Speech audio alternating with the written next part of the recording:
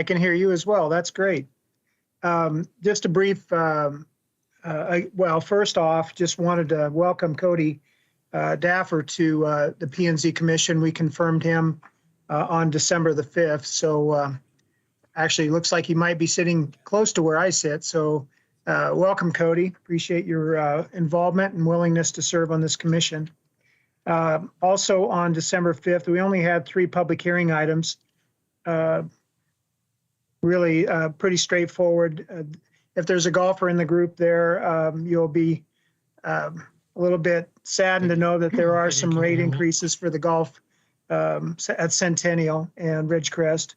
But one thing I thought I would skip back to, since it's related to planning and zoning, from the November 21st hearing, we had a reconsideration request of a planning and zoning approval. And this was for a property that was on Greenhurst Road, I'm sorry, let me go back. It was an appeal of a decision by the Planning and Zoning Commission for a conditional use permit for a home occupation. It was an automobile and truck repair business. I don't know if you remember it. It's on Power Line, immediately east of Skyview High School.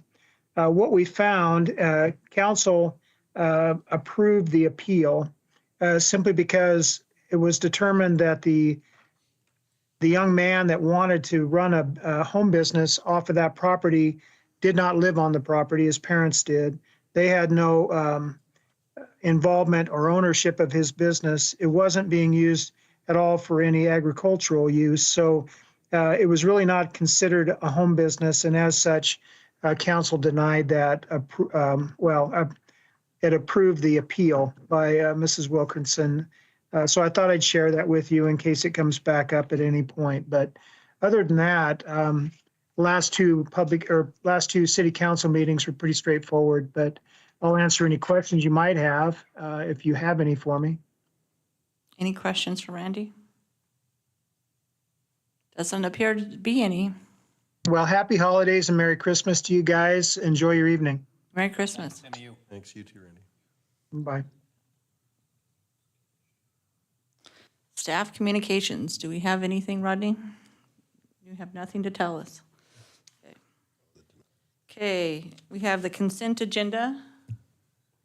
Madam Chair, I make a motion we approve the consent agenda. I have a question on it. Okay, Okay, Sorry. go for it.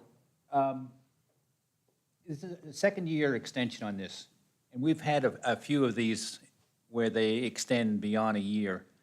Is this only because of his comment about he wanted, I guess, why does he want it to be in 2023 instead of 2022?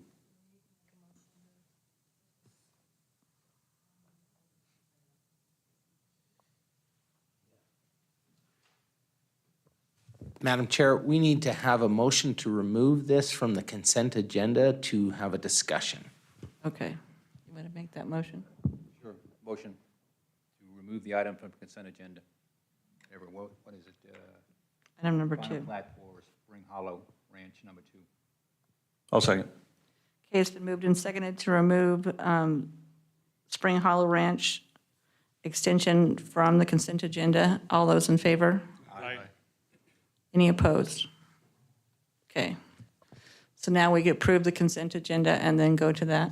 You could do that, yes. Okay. All right, need a new motion for the consent agenda. Madam Chair, I make a motion we approve the consent agenda. Second. Okay, it's been moved and seconded to approve the consent agenda. All those in favor? Aye. Any opposed? Okay, consent agenda is approved. So now that goes into business items. So we have the second one-year extension for final plat for Spring Hollow Ranch. You had a question? Yeah, did I asked the question, do you understand what I'm asking?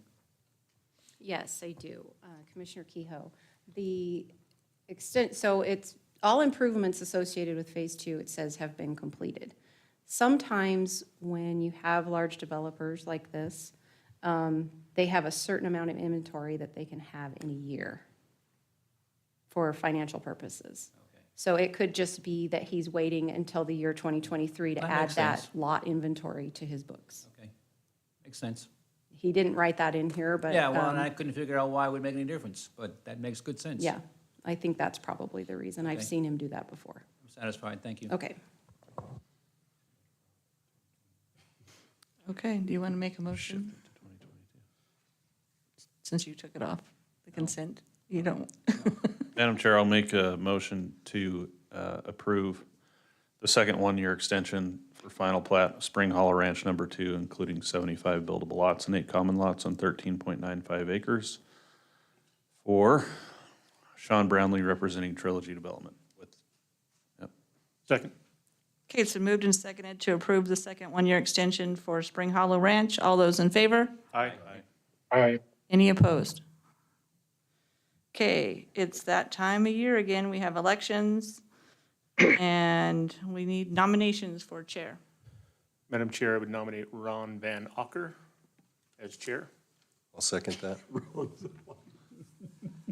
Ron agree with that? Sure. Okay. Okay. Do we have any other nominations? I was happy with the way things were, but I'd like to nominate Tom for vice chair. I'm the same as Ron. Vice chair. Shouldn't have shown up tonight, should we? Hey. I was gonna nominate Peggy and Jeff just to stay in those positions, but. What do you want to do? You can. Madam Chair, I think we have to do the chair first and vote and then do the vice, I think is how we do it. Yes, yes, that's correct. What'd you say, Jeff? I was just checking to see if my sound is. Yes. We can hear you. Okay, all those in favor of Ron as chair? Aye. Aye. Aye. Aye. Sure. Do I get a vote? Nope. Okay. All right, Ron is the new chair. No. No, it turned out no. Okay, vice chair. Do we have nominations? Make a motion for Tom, vice chair. You, No, you don't get a vote. And I'll Madam second. Chair, I'm sorry to interrupt. I just want to make sure this is clear that this would start in January. January. Okay. yes. I'll second. Was there a second for Tom? Yeah, I'll second for Tom. And are you okay with that, Tom? Okay, As long as Ron's here for every meeting. You have to review the financial agreement, right? okay. Any other nominations for vice chair?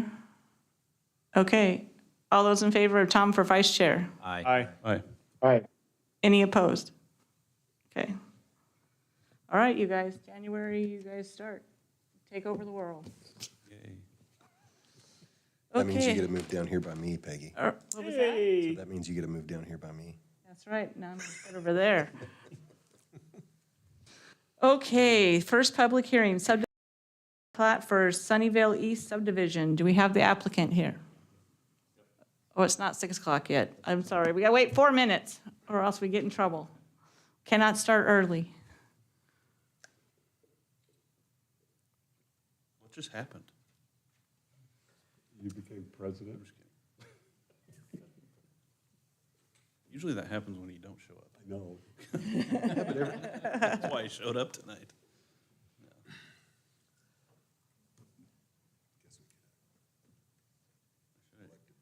Interviewed. Drew was elected Drew. He's not here.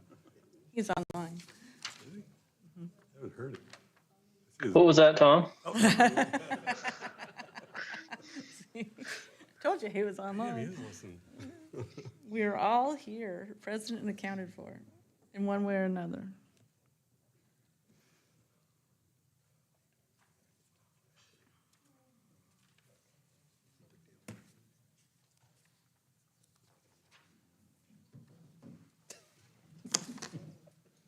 This is something you can find out if you see. Have mine in your pockets. Can't violate finance, campaign finance laws.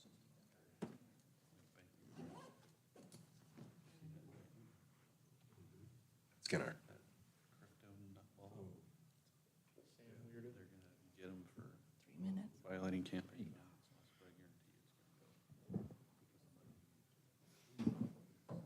Yeah, 3 minutes.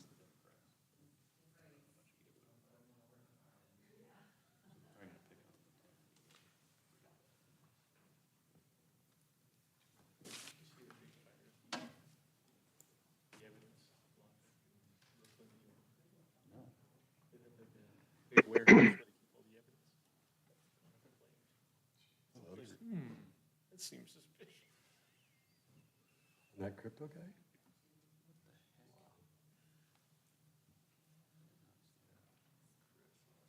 Hey, Madam Chair, I got a quick question. Okay, Is there anyone in the audience? Can't yes, see from this. yep, Is it filled? Applicants. Totally. applicants. There's people standing in the, Standing room only? Standing room only. Rodney's selling tickets out front. Way to go, Rodney. Always looking for another revenue stream. Gotta pay for Christmas somehow. Wow, you got a huge crowd there. Yeah. Thanks for the view. What the heck is that? Is that new?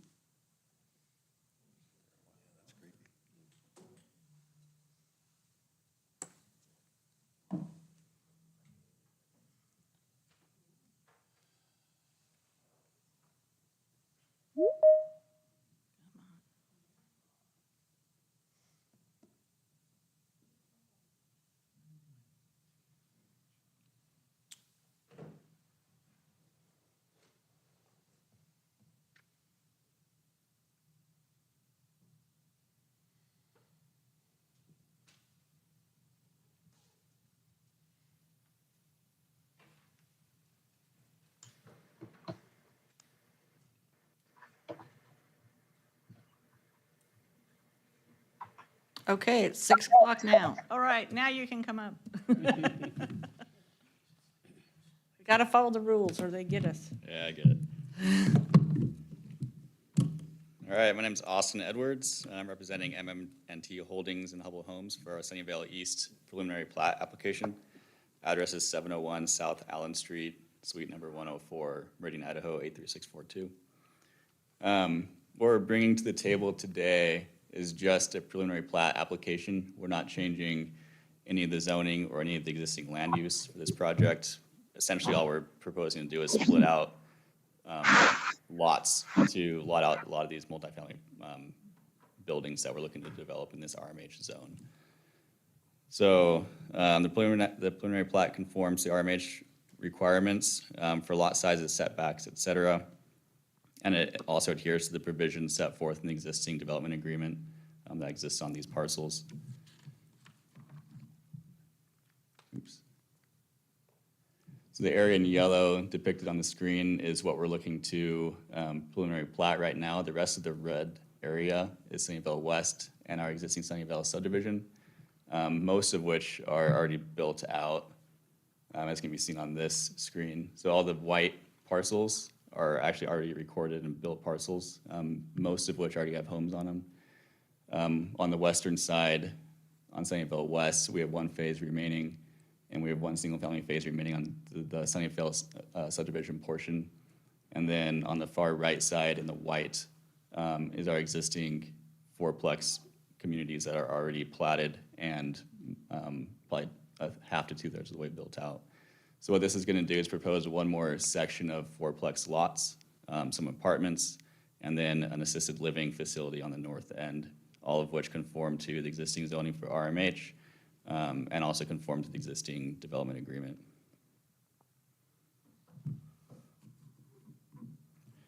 It's kind of a zoomed in area showing the 26.7 acres that we're looking to apply for the preliminary plat application.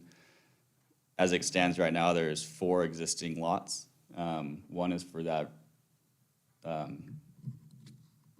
retirement home community, and the other 3 are for multifamily. 2 are going to be consolidated to more of that apartment complex parcel. It's going to be, what do we have? Oops. 9 apartment lots and 1 clubhouse lot. And then we'll have 22 fourplex lots, and then that 1 lot for the assisted living. So that's basically what we're looking to consolidate these into is just break down to those lots. Again, there's no change for land use or zoning designation. This picture on the right kind of shows you what we're looking to do for lots. The reason we want to lot it out is it just makes a lot of things easier for us as far as selling it out to individual owners, financing, et cetera. There's a whole lot of reasons to lot it out. But as far as the structures that we're proposing, those are essentially the same as we would propose in the current zoning. So that's really the only change that we're proposing.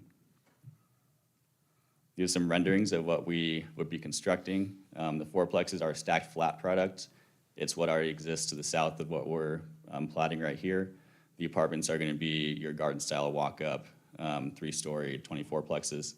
And then the assisted living still has yet to be brought to the table as another application. This is oriented north to the right. The proposed preliminary plat complies with the City of Nampa code, including minimum lot areas, lot width and depth, landscaping and amenities, and density. It also complies with the approved development agreement. That's really it in a nutshell. Again, all we're really proposing to do is break out more lots on this already platted preliminary plat, so. Thank you. Okay, thank you. Okay, we'll hear from staff.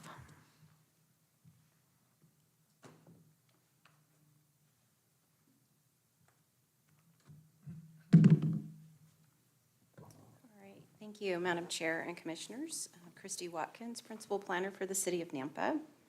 The request before you this evening is for approval or denial of the Sunnyvale East preliminary plat at 0 West Karcher Road. This project is part of a larger development that already has multiple phases recorded and constructed. As stated, there is a development agreement that was recorded on May 23rd of 2014 that includes a concept plan for the entire development. The area that is subject to this preliminary plat is identified on the concept plan in large areas. There's 3 or 4 parcels there that just say multifamily development. Therefore, the preliminary plat layout conforms to the approved development agreement in place on this property currently. The future assisted living proposes approximately 80 dwelling units, but does not show a layout for the space at this time, which is fine. All structures proposed in the RMH zone will require design review approval. So I don't know if you read through the engineering memo or not. There are some triggered impacts and mitigation measures that are required at Middleton Road and Karcher Road, Cascia Avenue and Flamingo Avenue, Karcher Road and Northolt Road Avenue, excuse me. There are some other intersections that will be impacted but are not the responsibility of this project, which is Middleton Road and Flamingo Avenue, Middleton Road and Karcher Road. And then there are some areas that were identified in the TIS that are part of our capital improvement plan, which is on Middleton Road, Midland Road, and Karcher Road. If you want me to go into those any further, I can certainly do that.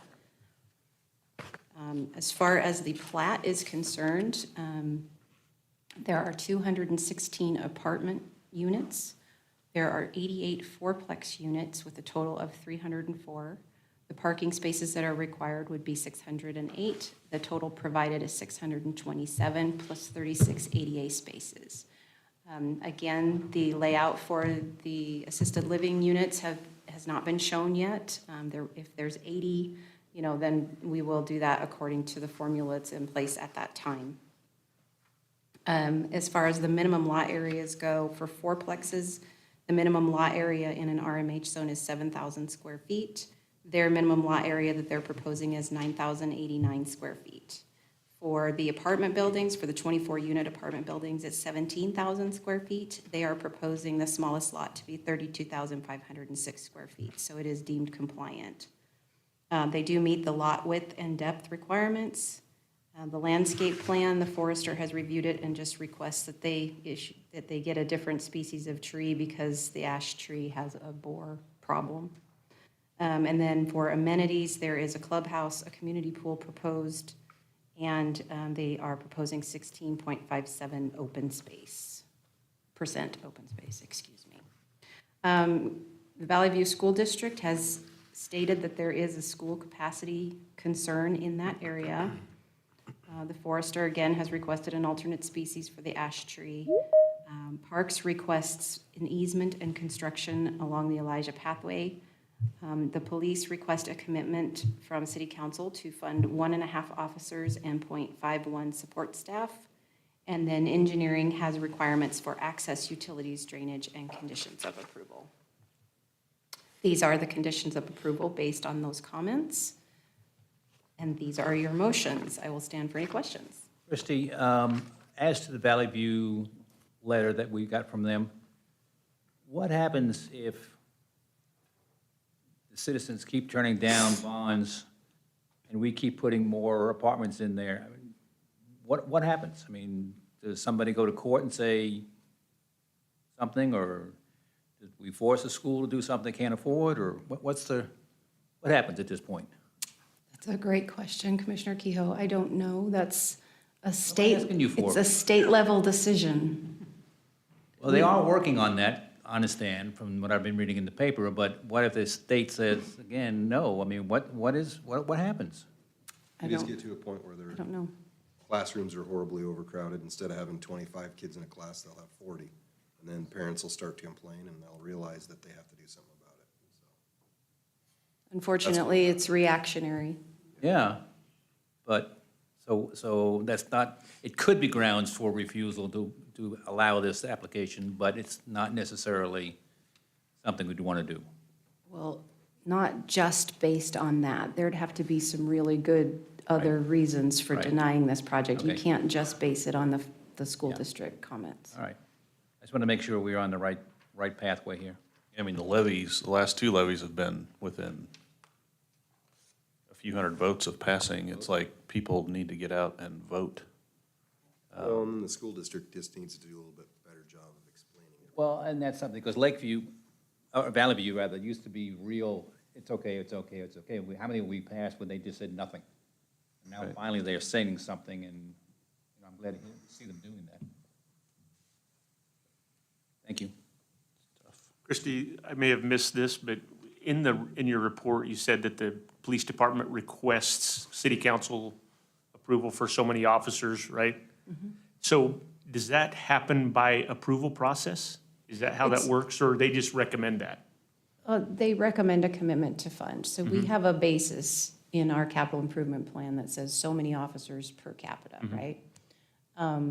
So they have to adjust their budget accordingly. We have open positions in the police department currently that would probably bring us up to the number that we should be at.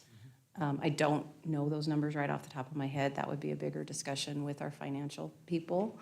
So it isn't a matter of us being underfunded or under budget. It's a matter of us trying to find people to fill those positions.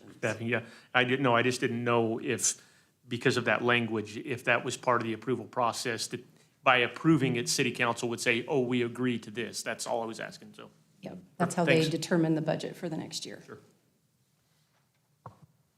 I had a question about the schools as well. The past few applications have had a letter from the school district about like a contribution that they've agreed to with the developer on, to help the funding gap for, extra capacity. I didn't see one in this application unless I missed it, but did they change gears on that? Are they not doing that anymore, or That would be a question for the developer. or the school district? They need to have those districts. conversations separately from us. Got it.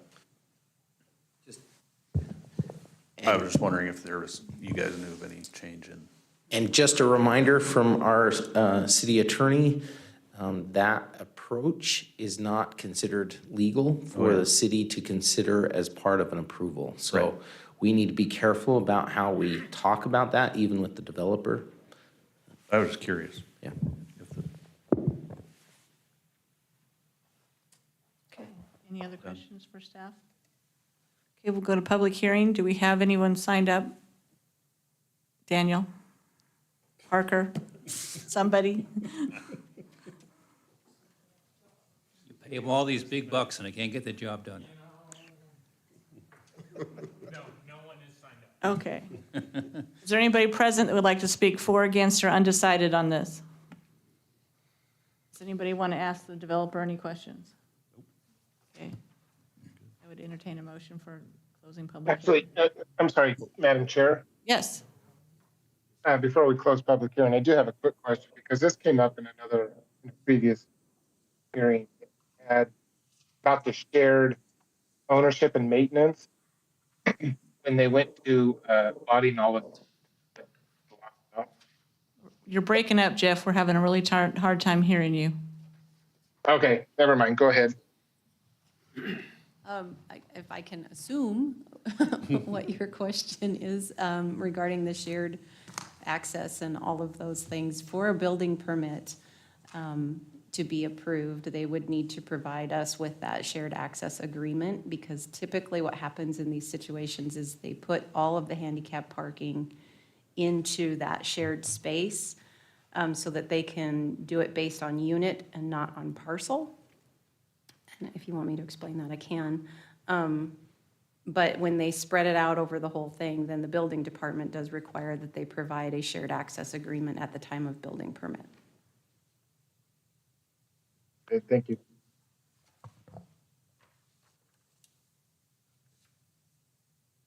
Okay, Daniel, I have 2 through 6. Number 1, it was just nothing on there. Okay, thank you. I'll make a motion to close public hearing. Second. Okay, it's been moved and seconded to close the public hearing. All those in favor? All right, Any opposed? Okay, public hearing is closed.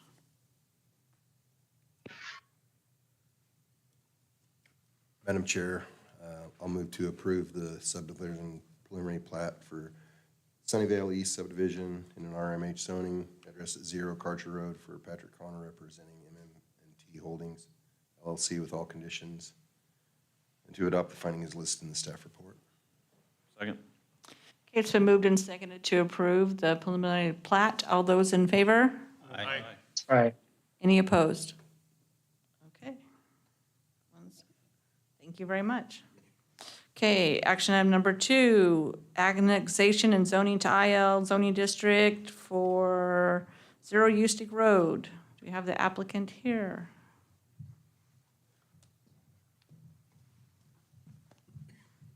Good evening. Thank you, Madam Chair, members of the commission. Stephanie Hopkins with KM Engineering, 5725 North Discovery Way in Boise.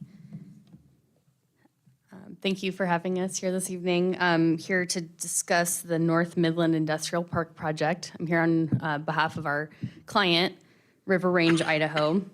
We're asking for your favorable recommendation on an annexation and zoning of approximately 35.86 acres of land depicted on this map here into the IL zoning designation, which is a light industrial designation. So this is the location, comprised of 4 parcels of ground, and as I mentioned, approximately 35.86 acres.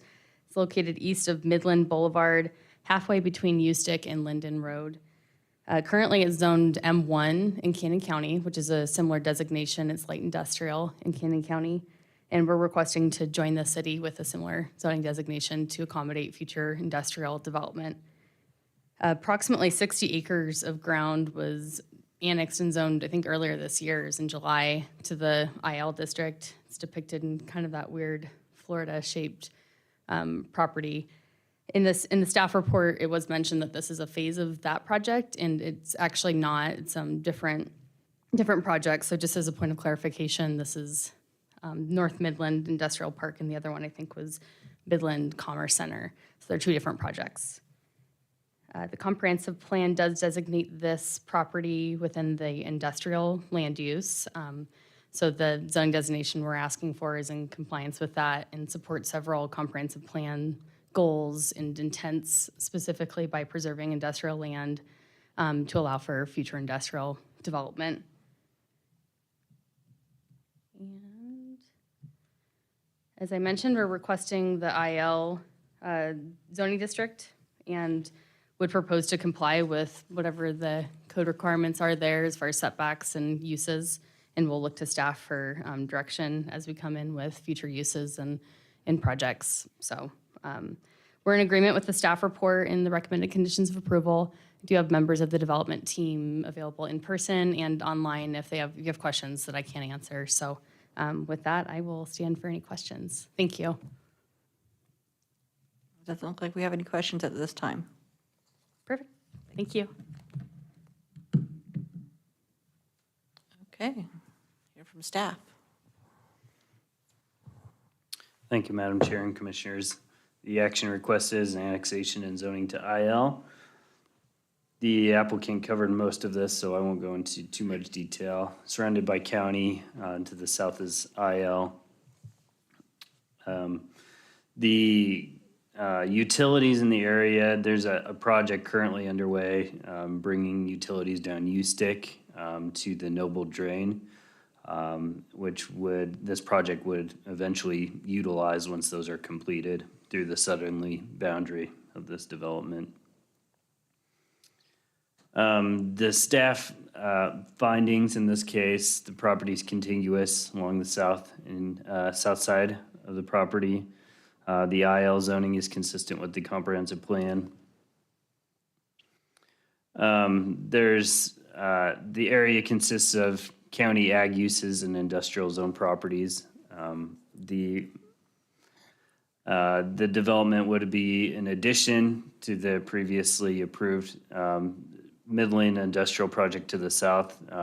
It wouldn't be a connection to it, a different phase, but it would be a continuation of industrial use to the north.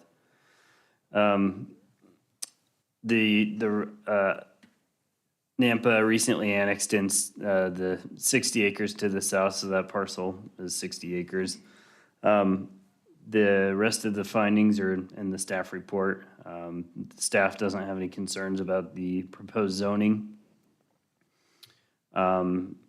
The proposed allowed uses, there isn't any proposed uses, but allowed uses are in the Chapter 3, warehousing, wholesale are one thing to highlight as permitted, with the condition that outdoor storage is screened from view. That's a primary concern that people have. The project would require a traffic impact study. That's really the main thing to highlight from the comments.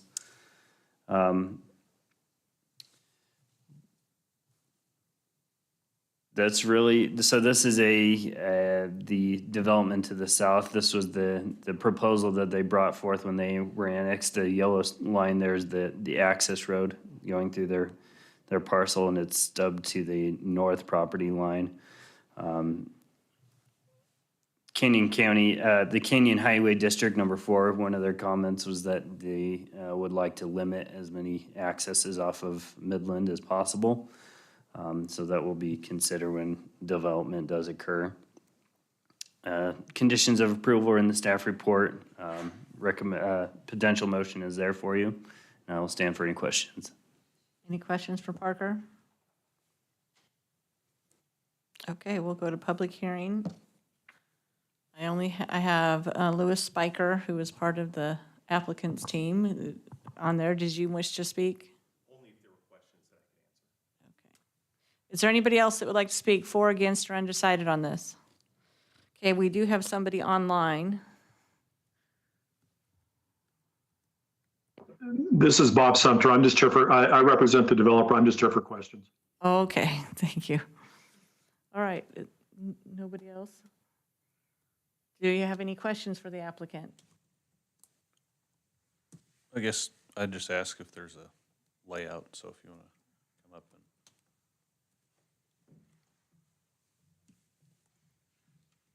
You guys have a conceptual plan for how the buildings are oriented, how many square feet, that kind of stuff? Madam Chair, Commissioner Van Acker, we don't have anything set in stone right now. Our client's been talking with the city of Fairmount about what they want to do as far as access points, and so our team will work with our client once we kind of have more direction there. Okay. But they don't have formal users or anyone in mind at this point, so it's pretty conceptual. Okay. If you have anything Cool. to add. Thank you. Yep. Any other questions for the applicant? Okay, thank you very much. Thank you. Madam Chair, make a motion, we close the public hearing. Second. It's been moved and seconded to close public hearing. All those in favor? Aye. Aye. Any opposed? Okay, public hearing is closed. Madam Chair, can you hear me now? Yes. Okay, quick question for staff, and it's just more of a question about the land there. That's kind of an odd shaped parcel of land. My question is, more out of curiosity, has that always been, even before annexation, was that always in the Nampa area of impact? Because it's right there with Caldwell too. And how long, I wonder how long it's been. This one, was originally back when the negotiations between Nampa and Caldwell happened. This was in Caldwell's impact area. A number of years ago, it was because one owner had the entire thing. It was a portion that was negotiated, and we did a swap for another piece down near the boulevard or something, if I remember correctly. Okay. Thank you.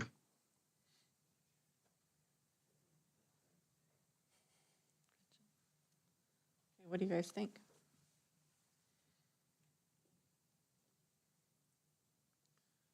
I think the more industrial land we can entitle, the better, but I'm biased. I agree with Commissioner Van Acker, though. I mean, that's the area where all the action's happening and, or most, the majority of it. It's good access to the freeway. It's out there in the, used to be the middle of nowhere, but now everything's developing around it. I think preserving that corridor for as much industrial as possible, because the 200 acres immediately around it is not, it sounds like a lot of land, but it's really not a lot of land when buildings consume 20, 30 acres apiece. So I am 100% for it. And I am not the least bit, what would be the word, involved in any kind of a monetary agreement with this applicant or anybody else, but I fully agree with the application itself. For the record, neither am I. Yeah, I feel like we all have to say that. Madam Chair, I'll make a motion that we approve, or that we recommend approval of the annexation and zoning to IL, Light Industrial Zoning District, for 4 parcels totaling 35.86 acres at 0 Ustick Road for River Range Idaho LLC, representing Dana Devlin and Hilda Devlin, with all findings and conditions listed in the staff report. Second. Okay, it's been moved and seconded to recommend approval. All those in favor? Aye. Aye. Any opposed? Okay, that one's going on to council. All right, thank you.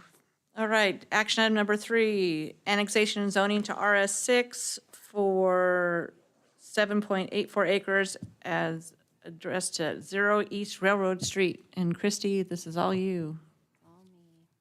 Thank you, Madam Chair and Commissioners. Christy Watkins, Principal Planner for the City of Nampa. The request before you this evening is for recommendation of approval of annexation for 0 East Railroad Street. There are 3 parcels involved here. So as stated in the narrative, upon annexation of the property to the north and the rezoning and development of the property to the south of these parcels, there is potential that this parcel will become an enclave. Because the subject property is in the floodway, it will likely not be developed aside from a pathway, landscaping, and open space for those 2 developments on each side. For consistency of plan review and pathway construction, it's best that the areas intended to be included in the overall design of the Reflections Edge subdivision and the Chisholm Estates subdivision, that it be under the City of Nampa's jurisdiction. So the potential findings of approval in this case are that the property is contiguous with the city limits on the north and the south sides where it adjoins residentially zoned properties. The proposed RS6 zoning is consistent with the comprehensive plan of residential mixed use, so it would not create a spot zone. The land is considered to be undevelopable as it is within the FEMA reported floodway. This land is to be included in the already approved development plans for the Reflections Edge subdivision and will need to be under city jurisdiction to review the construction drawings for a pathway in this area. Therefore, it can be reasonably assumed to be available for orderly development of the city, and with the pathway construction would be considered to be in the interest of the public. There is city water, irrigation, and emergency services available to this area of the city. So engineering comments, they do not oppose this request, and they have listed their conditions of approval in their memo. These are those conditions of approval, and these are the motions. I will stand for any questions. Any questions? Chrissy, Chrissy, I got a question. Okay. Would this be more like a park then for the city, or would that be kind of the use with the pathway going through it? Yep, it's going to be developed as open space. There will be bridges that cross back and forth across Indian Creek and a pathway that goes back and forth between Chisholm and Reflections Edge. Privately owned. What would be privately owned? That common area, that open space for Reflections But it would be Edge. but it would be under the jurisdiction of the city, though. That's correct. Privately maintained, though, also. Yeah, well, so privately retained, the owners of Reflections Edge subdivision will own it as their common area. But we need to have it inside the city, so when they issue those construction drawings, we have jurisdiction to review them. And Okay, so- KB Homes will maintain it too, right? Homeowners Association. Whoever, yeah. Yeah, that was my question, is the maintenance, law, and all that kind of stuff. Okay, good, thank you, I understand that now. Okay, thank you. Okay, any questions for Christie? Go to public hearing. I have nobody signed up. Is there anybody that would like to speak for, against, or undecided on this proposal? Make a motion to close the public hearing? Okay, it's been moved and seconded to close public hearing. All those in favor? Aye. Aye. Any opposed? Okay. Public hearing is closed. Madam Chair, I move that we recommend approval of annexation and zoning to RS6 zoning district on 3 parcels at 0 East Railroad Street for KB Homes Idaho LLC, owner requested by the city of Nampa, with recommended conditions of approval to adopt the potential findings listed in the staff report. Second? Okay, it's been moved and seconded to approve. All those in favor? Aye. Aye. Any opposed? Okay. That one is approved. All right, public hearing item number 4, conditional use permit for a home occupation, online sales, firearm business. Do we have the applicant here? Come on up. Give us your name and address for the record and tell us what you want to do. Good evening, Madam Chair and Commissioners. My name is William Swoboda. I'm at 18289 North Phlox Way, and we've relocated here from Texas. We have an online business that sells sporting goods, and we just wanted to move it here, Okay, and you're selling firearms? online, yes. Okay. All right. Any questions for the applicant at this point? I do. Okay. One of the letters that we received, in fact, I think it's the only letter we received, the man was making a objection to trucks going through your neighborhood. Yeah. But if it's online, will you have trucks delivering to your house? No.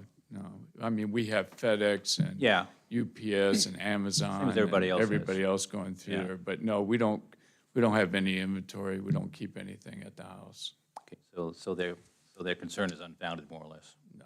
Okay, Correct. thank you. And I understand it, but it's just not going to happen. Yeah, all right, just wanted to make sure. Yeah. Okay, we'll hear from staff, and if we have any more questions, we'll call you back up. Thank you. Thank you. Madam Chair and Commissioners, Rodney Ashby for the record. As you can see, this is a conditional use permit for online sales firearms business in the RS7 zone. I'm going to kind of skip over most of this. It's a subdivision. It's an RS7 zone. Here are the applicable regulations for home occupations. Again, these are intended to make it so that it feels like a neighborhood, that it's not, doesn't look like a business, doesn't operate like a business where we have lots of truck traffic. No significant signs on the property, no nuisances. And I'll get into the analysis in just a second here. And these are the 3 criteria as a conditional use permit that you will need to look to for approval of this project. So you'll have to find that these 3 criteria are met. Pretty standard CUP that you've seen before, or at least most of you. So this one we'll kind of refer back to in the motion.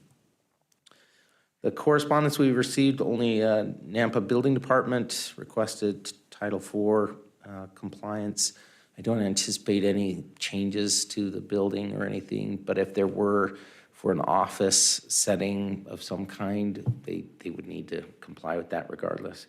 And then the comment that was referenced already was from Mike Hill at 8852 East Lavender, and opposed for traffic and noise. So analysis, home occupation is identified in the comp plan, we want to encourage this kind of property, or excuse me, this kind of land use for businesses starting out or operating at a small scale. So regarding the home occupation requirements, I find no evidence of a sign on the property. The site plan submitted shows one room being used as an office, doesn't take up 25% of the home's area. The applicant has indicated there will be no storage of goods, equipment, or materials at the property. All business equipment incidental to an office environment is anticipated to be inside the home. No commercial vehicles are anticipated to be used. Staff believes that the business will have no employees. The applicant has indicated there will be no need for deliveries. No changes are proposed to the outside of the home, so no storage will take place outside. No nuisance is anticipated. It's just an indoor office. And the last one is not applicable. It's essentially yard sales. I think we can skip most of this. We've already addressed most of that. Here are the conditions of approval and the potential findings. Essentially, these are all in your packet, but essentially it comes down to that it complies with all the home occupation standards, but it also doesn't have any negative impact on the neighborhood. So that's kind of reflected in each of these criteria, all three of the criteria for a conditional use permit. And here's a couple of motions for your consideration. I stand for any questions. Okay, we'll go to public hearing. I have nobody signed up. Is there anybody present that would like to speak for, against, or undecided? Is there anybody online? Make a motion, we close public hearing. Second. It's been moved and seconded to close public hearing. All those in favor? Aye. Aye. Okay, public hearing is closed. Madam Chair, I'll make a motion to approve the conditional use permit for a home occupation online sales firearm business in an RS7 zoning district at 18289 North Phlox Way for William Svoboda, with all recommended conditions and all the findings I agree with. Hey, can I jump in here real quick for the vote? I think I would vote to approve this as well, based on everything going on. But I think that if conditions changed where he does start storing inventory and stuff like that, I think I might want to think about it some more. Can we put that in as a condition? Does anybody feel like that's appropriate, or? That makes sense what I'm saying. I think it does. I think that the staff report and the owner himself, or the applicant himself, said that he's not going to do any of that. So, I mean, I suppose if you he could put does- it in there as just a possible condition, but And if the conditions changed, then it could be reviewed again. Well, sorry, but to be fair, we've had numerous of these come up, but have we assigned that same condition to those? Fine. No.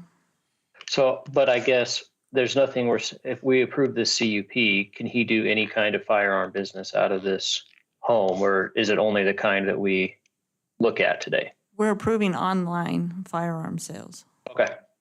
If that's the case, then I'm good. Madam Chair, I can put that in the conditional use permit language that it's only for the online firearm sales. It sounds like that. yeah. But I think that what Drew is saying is that, what if this individual decides that he is going to store some inventory now, that would be in violation, but is there a way that we can guard against that by putting language in? Madam Chair and Commissioners, I think you could put a condition on this that there is no storage of materials at the home for this conditional use permit. If he has storage at the home that's apparent and you could even say if he has truck delivery, that, that he would then have to come in for a new CUP because he would not be compliant with the conditional use permit that you issued. So that could be a condition that you place on this. But again, I think I go back to all the ones that we've approved, and we haven't done any of those, for any of those that we've already approved. I tend to agree. I mean, Yeah, I was gonna- CUP is pretty clear and cut. If you change the conditions, it comes back to us because it's no longer the same as what it was. And obviously, this gentleman would like to be in compliance, that's why Yeah. he's here. Yeah. Wouldn't be here if it wouldn't want to be. Hey, Drew- Rodney, I got, Drew, I just had a question. This Ron. What's your concern with this application versus, others that we've talked about in the past? Well, maybe we should have put more conditions on others in the past. I guess, well, what I'm saying is that, I mean, this application right now is a slam dunk. It's obviously that it's a good project, and I want him to be able to do this, and I'm not saying he's gonna start going out there and say, yay, I got the approval to sell whatever I want out of my house now, but can he? What would stop him from doing that with how it is now? Just the, Neighbors can. are we, It would be in violation of the conditional use permit that we approve. Only if we put, not Madam to Chair, store. only if we put specific conditions that are beyond the typical CUP and home occupation. So if you only approved a home occupation CUP for firearm sales, then if he met all the criteria, all those nine conditions for a home occupation, he could operate. So he could have infrequent deliveries, he could have a 2x2 sign, he could have Safe. firearm sales in the home, he could have storage of some things in the home, unless you put that condition on that he can't. But his proposal is that he doesn't. But then even then, what it would take is a neighbor complaining about serious increased traffic to the neighbor's home and people Correct. walking in and out of the front door with firearms and. But the CUP specifically states it's online sales firearms. So even if he had inventory and it was coming in and he was shipping it back out, it's online sales. If he starts doing in-house sales, he's gone beyond what the CUP is allowing him to do. So if he ends up down the road having inventory in the house, I don't see any issue with it. He's got to follow FFL guidelines and laws anyway, so he's pretty well restricted on what he can do. So I don't have any problem. you're right, with Tom. this You're right, Tom. It does say that online sales on the CUP, so. And I'm not saying I would even vote against it even in the other case. It would just, I think you'd want to consider it more. So I'm good to vote for the motion. The motion still stands. Second still stands. Okay, it's been moved and seconded to approve the conditional use permit. All those in favor? Aye. Aye. Any opposed? Okay, conditional use permits approved by Planning and Zoning Commission will become effective 15 calendar days from the date of this hearing unless an appeal has been filed with the Planning and Zoning Department with the appropriate fee. No action should be taken by the applicant on the CUP until the appeal period has concluded. The applicant must confirm with Planning and Zoning staff that there have been no appeals. Okay, thank you. Okay, another conditional use permit for alcohol sales establishment. Do we have the applicant here? Come on up. Give us your name and address for the record and tell us what you want to do. I'm Josh Matichek, speaking on behalf of Casey McCreath of 724 First Street South, Nampa, Idaho, 83651. Mr. McCreath is trying to develop a pub-like atmosphere where multiple people from different cultures, backgrounds can come in and experience a nice relaxing place to play billiards, air hockey, have a drink of either beer or wine, and be able to have that in a nice, comfortable place, but also experience a Renaissance theme. And that's what he's trying to develop. He wants to be the first individual to be able to bring that to Idaho, and he wants to start that in Nampa here in be able to make it grow and have people experience different cultures of life. And he plans on adjusting the themes throughout the months in order to develop that. Excuse me, at the beginning you said she, and then you just said he. Oh, sorry. I'm a little nervous speaking in front of all you. I'm sorry. He, yeah. Casey is trying to develop all that. Okay. You could go ahead. It said at one point that there was somebody living in a travel trailer on the property, according to code enforcement. Is there anybody living on the property now? Not the 724 First Street. There was, I think, a camper park there. Yeah. Not really sure if anybody's living in it. Well, according to It's code a enforcement, somebody was living in it. Yeah. They must have stopped and talked to them. Oh, okay, I'm not sure on that. If they are, it must be recent because the 724 it's like a U-shaped building. Yeah. They Nice have building. storage lockers in half the area, and yeah, there we go. They have the storage lockers along that side in the L shape, and then where it says Habibi Hookah Bar, that's what Casey currently is owner of, and he's transitioning over into that. He purchased that from Saif Afumaji, Yeah. and he's trying to develop a new setting, and he wants to eventually improve the foundation of it. Okay. So just in case it comes up, they can't do that. They can't be there? They can't live on the property in a travel trailer. Oh, okay. So the camper trailer is, even though it's on the storage area, it's connected with that portion of the building that isn't connected? Do you understand what he just said? I'm sorry. I think Well, he's no, there's the asking- storage locker unit, and then there's the main building, which is it's not part of that U shape. There's nobody living on the property in a travel trailer or otherwise. As far as my recollection, no. That satisfy you guys?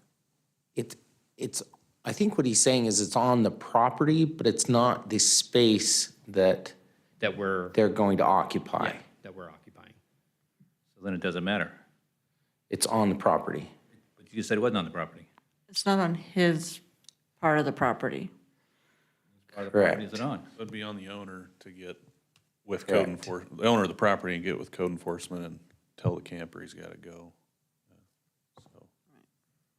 So this just came up because they searched the property and they had a code violation, right? I would presume, so. So Casey's a tenant in the building, correct? Yes. He's renting the space. He rents from L1 Commercial Northwest. So it's kind of a gray area, right? Who do we condition this project on the fact that their owner has a code violation against them? I don't know if that's fair, but we could talk about it. Madam Chair and Commissioners, a condition is recommended that they resolve any code compliance issues prior to the occupancy of the building. Okay. So they'll need to work with code compliance on that. What that resolution looks like, it's a little unclear, but they would have to work out that with code compliance. So since it's a condition on the application, talk to your landlord and say, get the camper off the property because it's a problem for Okay, city. so, man, I don't know. We don't have the owner's number. We only have the L1 Commercial and they're touch and go for communicating with us. Is there a property manager? That's the property manager. It works for I would- L1 Commercial that we try to get a hold of. We should send them a letter. They have a letter, I'm sure, that says they're in violation That of is the code. property owner. Yeah. Unless I'm really mistaken, it's just the landlord's responsibility to provide the tenant with a free and clear property. So they're in violation of the lease that they are in agreement to. So that would give them opportunity to go somewhere else if they so choose to do so. I think we're wading in a little bit into some legal details that we don't necessarily need to consider, but the condition is in the CUP. They comply with code compliance or they don't get to move forward. So our condition is based off of the owners of the property removing that individual? And how long do we have to get that? Because Casey has spent, I think, $25,000 on renovations on the inside of the current property, and we didn't even know somebody was living there.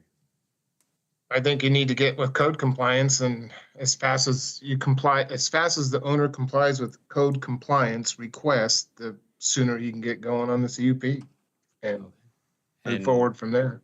And you guys stated that you guys have already sent a code compliancy with the L1 commercial? Did I hear that correctly? I don't know, there was with them. They send in. Parker? Madam Chair and Commissioners, there is an open case with code compliance, so they're working with the owner, I would assume.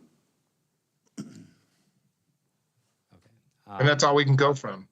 All right, do we have to reapply then? So as soon as that individual is good, they will contact you and, Code compliance will. yeah, code compliance. Is there a number or way of getting a hold of them so that we can get the ball rolling? We'll get with you and provide all that information in the letter that's sent. So assuming we approve the CUP, it'll just have a condition on it that says code compliance needs to be okay with the situation before the CUP takes effect. So you have a 15-day appeal period after the CUP is approved Okay. before you can do anything. And then, that's kind of your time frame. Madam there's Chair any and Commissioner, renovations, you'd have the to- condition is that they resolve the situation with code compliance prior to occupancy, so Oh, okay. before we approve the occupancy permit, they will need to have it resolved. Yeah. Do you have tenant improvements going on right now, or? It's basically just getting a hold of the property owners through property management, but But no, like, renovations to the building inside or anything no, like that? we've already completed them all. He spent, like I said, he spent over $20,000, new paint job. So you're like ready new to open? bathrooms. Yeah, we're ready to go. And that's the thing is, if we don't have this, then he loses out on all that money because he won't have the money for the rent. So, okay. Try to get a hold of them to get them under compliance. I appreciate you guys' time. Well, we still have to just to vote on it and, so don't go anywhere. Oh, I'm not running away. I'd like to hear it all. Okay. Thank you, guys. Okay. Thank you, Madam Chair, Commissioners. The action requested is CUP for alcohol sales establishment. The surrounding land uses, it's a paved parking lot to the north. There's an office to the south, a fuel station to the west, kind of a mix of industrial and office uses in the area. History of the property, October 2003, a CUP was approved for a tavern. This was the previously known as the Monkey Bar, from what I know. Then it was a CUP was approved in 2019 for a hookah bar. They have since left the property. Street views. As far as a alcohol sales establishment, if a premise sells more than 40% of their gross receipts in liquor, beer, wine sales, then it's deemed a alcohol sales establishment. There's not really any, in this case, it obviously more than that. It requires a conditional use permit in the DV zone, which it's in. As far as alcohol sales, this is from Title V, Nampa City Code. They're required to have a license, which is approved by City Council. And along with that, they review it, they police it, they add different conditions to it, perhaps. They are looked at from many different angles with the alcohol license. The conclusions of law needs to be compatible with the abutting properties. Needs to enhance the successful operation of the area. The correspondence, they need to get a building permit, which would be an occupancy permit. The code compliance, again, we've talked about that, so I won't go into that any further, but they will have to work with code compliance to resolve that prior to issuance of an occupancy permit. And generally, code compliance establishes a somewhat of a timeline to work through that. So they would have to work with code compliance on that timeline as well. Fire department commenting on occupancy permit as well. The area is partially downtown and industrial in the comp plan. Again, surrounded by an office is industrial. On the opposite corner is the public safety building. So they'll have some policing from that side, so you would say.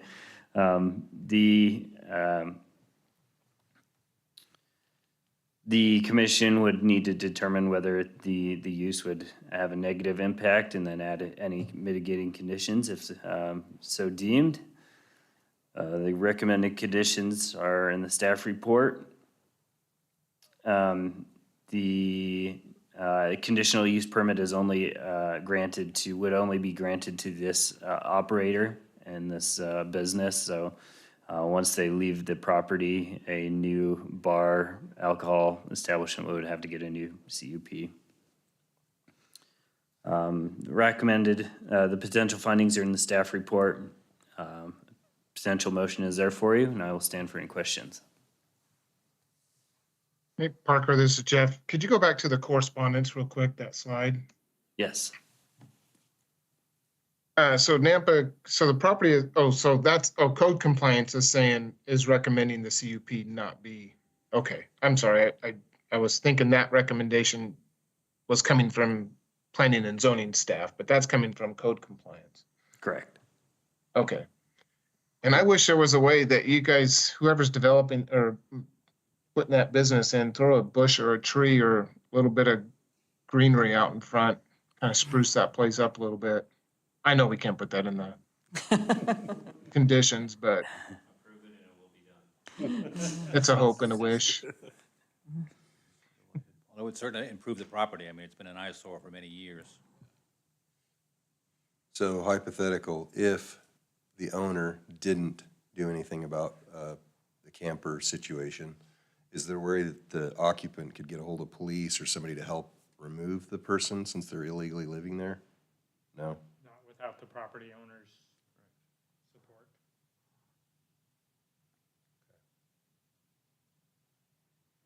Okay, any other questions for staff? Okay, we'll go to public hearing. I have the applicant on the sign-up sheet as for, which is good, that you're for your proposal. Is there anybody else here that would like to speak for, against, or undecided?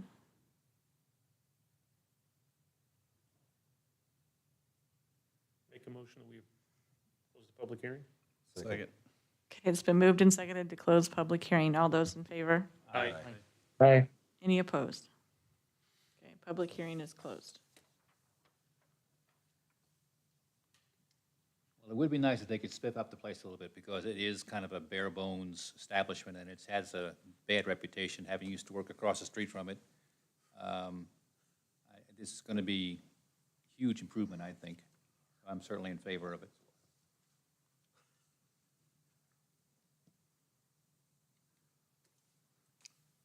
I agree. Madam Chair, I'll go ahead and move to approve the conditional use permit for alcohol sales establishment, primary use, addressed at 724 First Street South, in the Downtown Village zoning district for Valhalla Pub. Casey McCreath is the applicant with recommended conditions and to adopt the potential findings and approval listed in the staff report. Second. Okay, it's been moved and seconded to approve the conditional use permit. All those in favor? Aye. Aye. Any opposed? Okay. Conditional use permits approved by the Planning and Zoning Commission will become effective 15 calendar days from the date of this hearing unless an appeal has been filed with the Planning and Zoning Department with the appropriate fee. No action should be taken by the applicant on a CUP until the appeal period has concluded. The applicant must confirm with planning and zoning staff there have been no appeals. And you have to comply with the code compliance issue, so.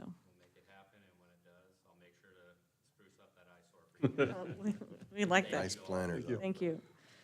Okay, our final item of the evening is rezone to RML for 1112 Southside Boulevard. Do we have the applicant here? Come on up and give us your name and address and tell us what you want to do.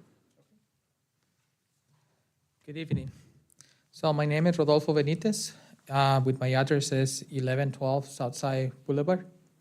So I am requesting the annexation to my house because we are having problems with our septic tank. So we would like to connect a line to the city sewer. So that's why I am requesting that. Okay, thank you. We'll hear from staff, and if we have any questions, we'll call you back up. All right. Madam Chair and Commissioners, Rodney Ashby, Planning and Zoning Director. This is an annexation and zoning to RML at 1112 Southside Boulevard. And as you can see there, on the comp plan, this is shown as commercial, but it's also right next to, as you can see, the medium density residential across the street and the high density residential to the south and to the east. You can see the zones in this picture here. The RML zone is to the south and to the east. That's consistent with what they are requesting. A little closer view there, and they are able to stretch that comp plan designation to this property for high density. So what I thought I'd do is just highlight the findings, what you have to find in order to approve this project. These are pretty simple because of it being a sewer connection and them requesting something that's consistent with the comprehensive plan. I've outlined all of those findings in the staff report. I'm happy to go over them in detail, but essentially it complies with the comp plan. It meets the zoning. It's contiguous. Really not a lot to say beyond that. So unless you have any questions about that, I can highlight those. The comments I've received from the building department are the typical Title IV compliance, and then your typical comments from engineering as well, with the condition that they dedicate the right-of-way on Southside Boulevard, which is 15 feet from the existing right-of-way line.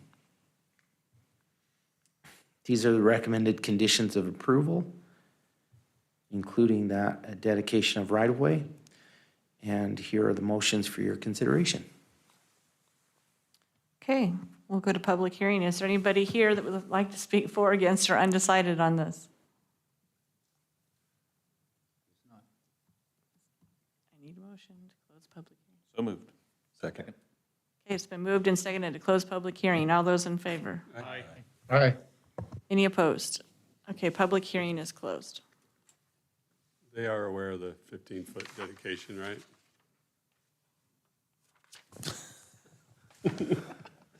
It's in a letter stated to them from the engineering department that they have to connect it, or they have to dedicate the right-of-way. So I presume that they are. However, if you want to ask them, you're going to have to open up the public hearing again. No. Okay. They are aware of that. I just know sometimes they aren't aware of it, so. Madam Chair, I got to get my name in the minutes, so I move to approve the annexation and zoning to RML zoning district of 1112 Southside Boulevard for Rodolfo Benitez with the recommended conditions and potential findings listed in the staff report. I'll second the motion, but I Hey. will say you're supposed to wait like 6 months before you make a motion. It's been moved and seconded to approve the annexation and zoning. All those in favor? Aye. Any opposed? Joking. Okay, that's He just wants to make sure he gets Thank paid, you. that's all. Yeah. I was gonna say, that's a pretty aggressive step, make a motion your first.